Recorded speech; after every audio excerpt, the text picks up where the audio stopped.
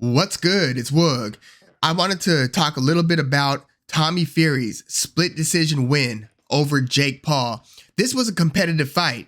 I thought this was, you could have had it scored a very close fight, or you could have had Tommy Fury up by a couple of rounds. Boxing Scene had Tommy Fury winning 76-73. I had it 75-74, meaning Tommy Fury won 5 rounds to Jake Paul's 3 rounds, but then there was that Jake Paul knockdown in the last round that brings the scorecards closer. I saw Brian Campbell of CBS Sports having it a close win for Jake Paul. I also saw Dan Rafael having it a close win for Jake Paul. So the public is somewhat split, but I feel like most thought that Tommy Fury earned the decision here. I certainly did. I had Tommy Fury up 4 rounds to 2 after 6 rounds, and I had him up 5 rounds to 2 after 7 rounds. And then I gave Jake Paul the 8th round with the knockdown. Now, if it wasn't for that knockdown, you could say Tommy Fury won the round. So I saw some scorecards that had the 8th round as a 9-9, basically saying Tommy Fury definitely won this round, but Jake Paul scored a knockdown, which I give that or score that as a 10-8 round for Jake Paul, even if he lost the other moments of the round. So it's somewhat split scoring on this one. I mean, it was a split decision win for Tommy Fury as is. And there was a point taken away from Jake Paul in the 5th round, and then a point taken away from Tommy Fury in the 6th round. I felt like the ref was determined to make that makeup call, like at any cost. It's almost like, what are you taking a point away from me for if you're Tommy Fury in the 6th? And the ref's like, I don't know, but I'm taking it. Yeah, I'm not going to be the cause of a controversial decision here, which, he shouldn't have taken a point away from Jake Paul in the 5th round to begin with. I didn't see enough of a warning applied before that point was taken away. But again, he made up the call, which, he did it in ridiculous fashion. But yeah, it was a wash there. 1 point taken away from each fighter between the 5th and the 6th rounds. But if we're looking at the fight and how this actual fight played out, this was actually a very competitively matched fight. This was an even fight. Good matchmaking here. And what I didn't anticipate was that Tommy Fury would have the noticeably quicker hands. Once that was established, I'm like, okay, Jake might have his hands full because, he's fighting somebody, his own size in Tommy Fury. This isn't 170-pounder Tyron Woodley. This isn't 170-pounder Ben Askren. This isn't the 5'8", 5'9" Nate Robinson. This was somebody who was about Jake Paul's height and about Jake Paul's weight, and a professional boxer by trade. Yes, he is a new novice professional boxer, but Tommy Fury is a boxer. So I thought Tommy Fury showed the faster hands, but not only that, I thought that he set up his power punches better than Jake did. Now, they both showcased a pretty good jab here. Jake Paul stuck that long jab out, connected pretty flushly several times in the fight. I thought Tommy Fury did the same. I thought Tommy Fury's jab was a little snappier than Jake Paul's, but in the way that they would deploy their power punches, Jake Paul's style was use the lead hand, the probe hand, to either pop a jab, throw the jab to the body, to move forward and look for opportunities to let that signature right hand go. Tommy Fury, on the other hand, would use Jake Paul's aggression in certain moments and then come back with skilled counter punches. So I thought that Tommy Fury was actually the more reactive fighter in the sense that he was more skillfully countering Jake Paul, whereas when Tommy Fury would get on his front foot and start backing Jake Paul up, instead of counterpunching effectively, I would see Jake Paul kind of turtle up and move away from Tommy Fury. So I thought that Tommy Fury was the better counterpuncher. Now, there were a lot of exchanges where Jake Paul was landing cleanly and landing nicely. Jake Paul might have had the better punching power, and I feel like those who gave the fight to Jake Paul, scored it for Jake Paul, I feel like they did it under the assumption that Jake Paul was landing the bigger shots. So even if Tommy Fury was landing more punches, which I've got to double check this, but I saw some sources saying that Jake Paul was outlanded in each round of this fight. Tommy Fury landing more punches in each round. Again, I'm going to double check that. But if that is the case, then I feel like the only way that you could give Jake Paul more rounds than Tommy Fury is if you're giving him the close rounds that Tommy Fury probably deserved because you're saying that Jake Paul is landing the bigger shots. I think that that's a little bit of a stretch. I had Tommy Fury winning the first and the second round. I had Jake Paul winning the third round. I had the scorecard 4-2 for Tommy Fury after 6. And again, I had it 5-2 for Tommy Fury after 7 rounds.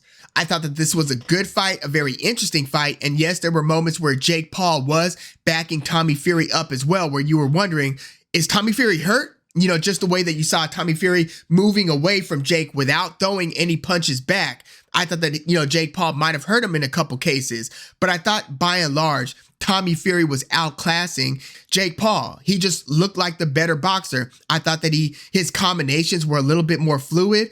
Hats off to Jake Paul for making this one super close in light of being the slightly slower punching fighter here. But it shouldn't be a huge surprise that Tommy Fury outboxed Jake Paul. I mean, I feel like we had a lot of assumptions going into this fight. I feel like we took a lot for granted. To me, look, I've been pretty amazed every step of the way for Jake Paul. A lot of people would be like, well, oh yeah, Tyron Woodley isn't a boxer.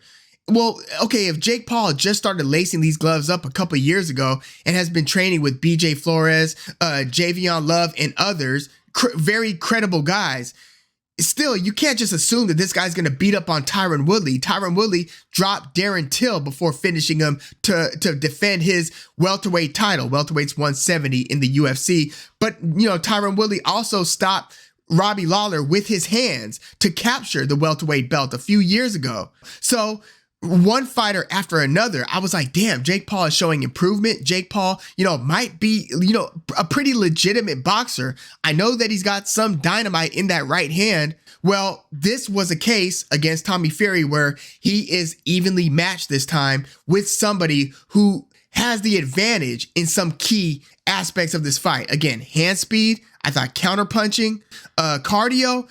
Cardio was kind of close. I mean, that one was a coin toss, but I mean, it wasn't Tommy Fury that was fading late in the fight. Not to say that Jake was totally fading, but Tommy Fury, I thought, was at least as well conditioned as Jake Paul in this fight. So look, Tommy Fury wasn't going to be denied here. Yes, this was a close fight, but could you imagine the humiliation and embarrassment if Tommy Fury, half brother to Tyson Fury, were to have lost to Jake Paul? Oh, that would have been a travesty, right? So what happens here now that Jake Paul has been on this magic carpet ride and now has lost a fight? Does it reduce the luster of the Jake Paul experience? I think it kind of does in a way. It does in a way.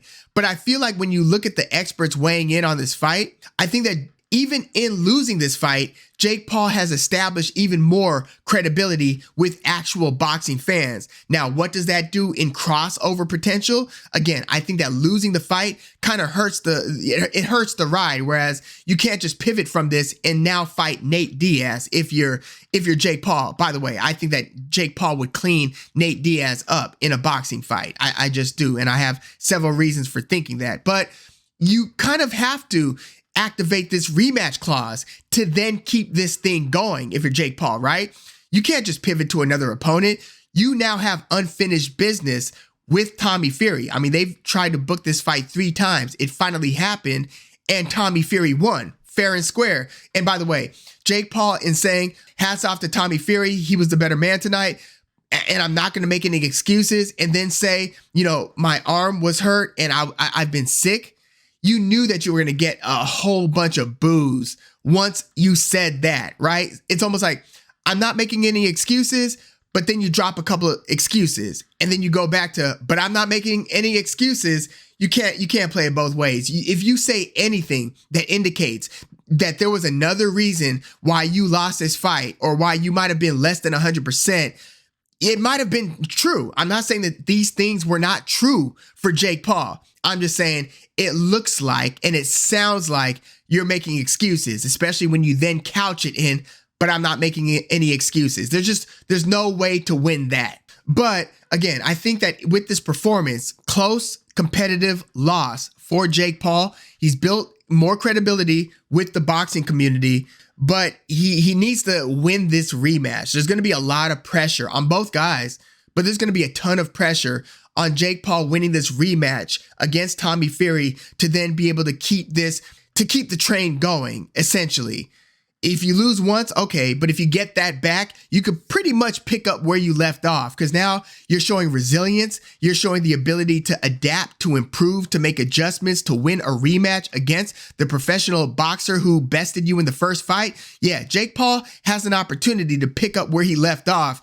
I'm just not sure he'll be able to do that, because Tommy Fury looked more formidable than a lot of people might have thought he would look against Jake Paul. I picked Jake Paul to win via decision. I thought this was going to be a very close and competitive fight, but it would not have surprised me if Tommy Fury won a decision against Jake Paul. And he did that. And I scored this fight for Tommy Fury. Again, 5 rounds to 3, but then when you've got the Jake Paul knockdown, it makes it a little bit closer on the scorecards. But yeah, let me know what your thoughts on Jake Paul versus Tommy Fury were. By the way, I hated how Logan Paul was talking loud trash between rounds. You just don't do that. That's disrespecting the game, if you ask me. Yes, trash talk and all that is cool heading into the fight, but then to use, the bully pulpit, you've got the microphone in your face and you're yelling obscenities to Tommy Fury and the Fury family as the fight's taking place. When do we see that in boxing? That's not cool. And that should actually be condemned by both sides. It should be acknowledged. And I think that Logan Paul should actually apologize for that. And I mean, he's lucky he didn't get his butt jumped by the Fury family. But yeah, that was very poor sportsmanship by Logan Paul. Also, it was kind of funny because Logan Paul said, he was talking to his brother on the microphone between rounds and he says, "I love you." And then Radio Raheem, who's interviewing Logan Paul, must have in the moment thought that he was talking to him when he said, "I love you." And he said, "I love you too, bro." And then, they threw it back to the fight. And everybody picked up on that. But everybody who picked up on it thought that they were the only one who picked up on it until they heard, and got confirmation from other viewers that, yeah, I caught that too. But yeah, this was a very entertaining fight. And also props to BADOU Jack for becoming a cruiserweight champion against Ilunga Jr. Makabu. I had picked Makabu to win that one via decision. To be honest, I've seen BADOU Jack's last couple of fights. He looked like he was a little softer, like around the belly area. And he looked in better shape in this fight than he did in his last couple of fights. And he moved better. He fought better down the stretch. This was a 12-rounder and he never really slowed up. And he stopped Ilunga Jr. Makabu in the 12th round. So he finished strong. He was great during the middle rounds. He was very good winning most of the early rounds. Yeah, I was super impressed. I did not think that BADOU Jack still had a performance like this in him. And so now he is a true 2-division champ. Some will say, well, he had a regular belt at light heavyweight. I don't count that. I thought that he was a formidable challenger to Adonis Stevenson's title, which was ruled a draw. So I looked at BADOU Jack as being close to a 2-division champ, but now he is truly a 2-division champ. So hats off to him. I did not expect this type of performance at 39 years old. And I didn't expect this type of body musculature and just looking that fit and moving with that type of regularity throughout the fight and then throwing sharp punches, way sharper punches than Junior Makabu. Yeah, so props to BADOU Jack. But yeah, let me know what you thought of the Jake Paul versus Tommy Fury fight. This was a good competitive fight. There might have been people who weren't in love with this fight. It didn't have some of the fireworks of other Jake Paul fights. It didn't result in a spectacular knockout. But this fight is what boxing is about. It gets grueling. You stop worrying about how good you're looking in the ring sometimes, and sometimes you just have to bite down on the mouthpiece and try to make it work. And Jake Paul showed a lot of grit. He showed a lot of heart. And quite frankly, both guys did. Jake Paul's skills are developing. They just weren't enough in this case on that night to beat Tommy Fury. So yeah, I hope they schedule this rematch, and I'm really curious as to see how that one would play out. Let me know your thoughts in the comments. Please like the video, subscribe to the channel if you are into the fight talk. I'm Woog. Thanks for tuning in.